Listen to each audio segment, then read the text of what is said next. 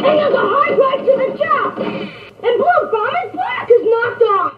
The one reason I started TVDays.com was to have a place to post my videos and the films that I've been restoring. Stomach's jumping, and I'll feel worse tomorrow. Ideals Robot Commando. I'm a very lucky girl. I've got a Tootsie Roll Pop. This is some of the rarest one-of-a-kind material in the country. Unless my collection is saved, preserved, and put somewhere else, no one is going to see this again. You'll love Tootsie Roll Pops. Real one? No, I don't. This is terrible. The one we want is Caught in the Middle.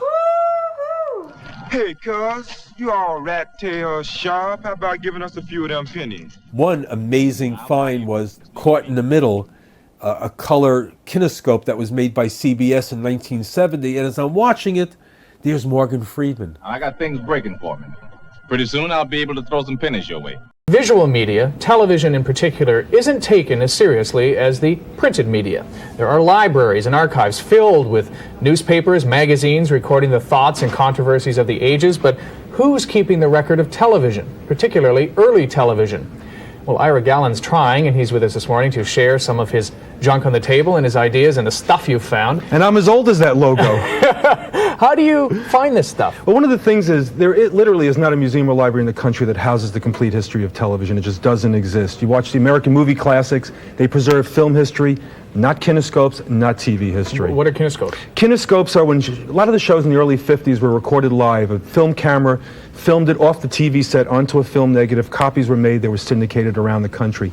That's how a lot of these film prints are around today. But the big problem is they're starting to decompose. As I brought an example in today, from Broadway Open House with Jerry Lester, written by Neil Simon, all starting to deteriorate.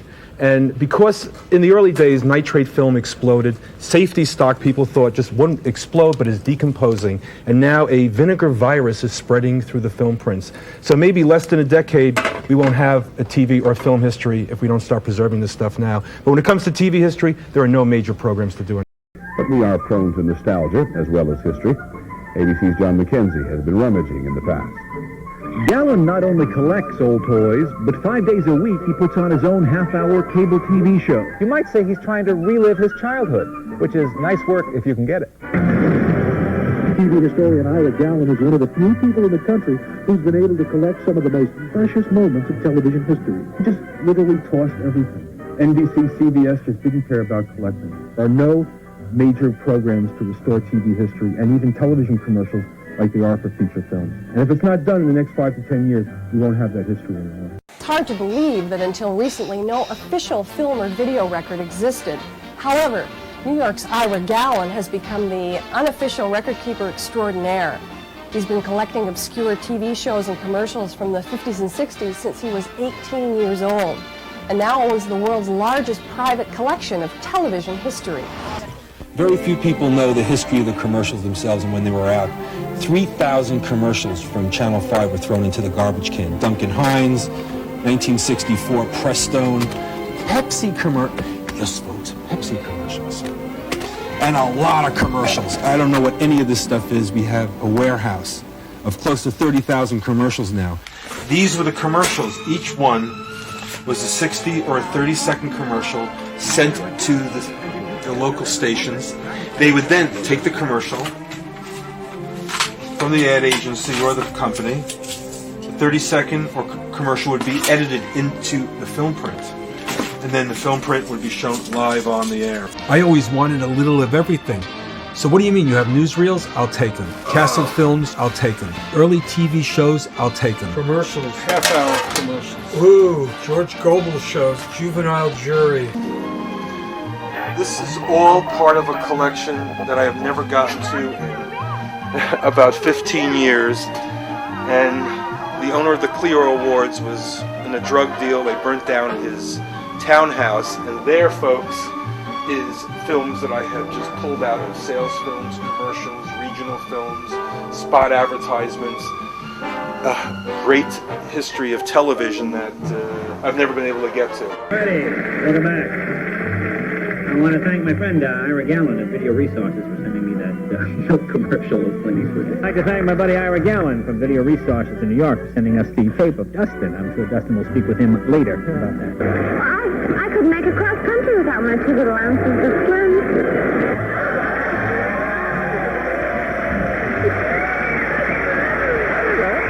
My friend called me and said, "Oh, you've got her on. I've got this commercial." I said, "Oh, send it to me, son." What's the name of your friend? Ira Gallen. I know Ira. Do you know Ira? Yes, I know Ira. Ira Gallen watches entirely too much TV. But instead of rotting his brain, it's lining his pockets and helping him relive his childhood. Ira's carved a career out of dumpster diving for old TV shows and commercials, and he's come up with tens of thousands of them. It's Procter & Gamble's Golden Fluffo. But do you still have that prestigious Fluffo account, Mike? I'd like to get somebody up here and embarrass me. I'm sorry. Grew up with TV, and TV grew up with us, like the kid shows from the golden age of New York television. Hear the melodies, hear the words, and we're kids again. Ira Gallen collects old commercials and old TV shows and TV toys. He's trying to recreate the TV of his childhood on this excellent cable TV show, Biograph Days, Biograph Nights. We're talking about toys. What is hot at the toy fair? Of course, when we talk toys here on Smart Money with the Dolans on CNBC, who do we talk to? Ira Gallen. Of course. Get excited about these toys. This is the oldest kid I know. When we come back, the largest toy commercial collection in America and the history of selling toys on TV. Ira Gallen's collection of toy commercials is as old as television itself. He took us on a tour of his TV ads from his New York City archive.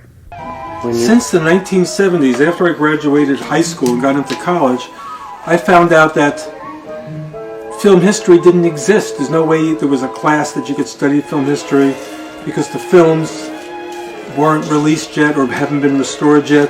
Film history books hadn't been written. The AFI had only been in existence for a few years.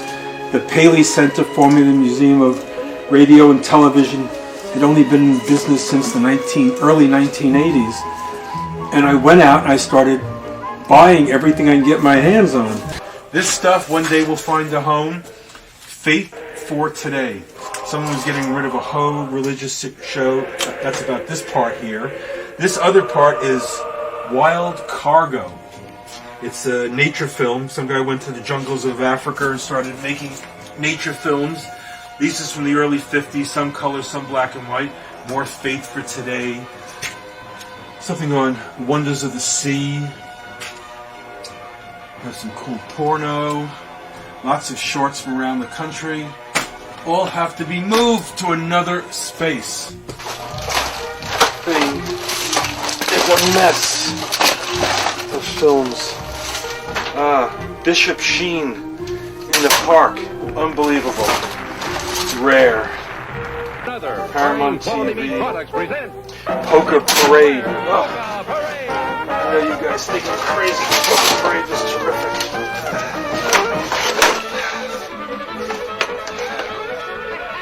Barn Dance, 35mm.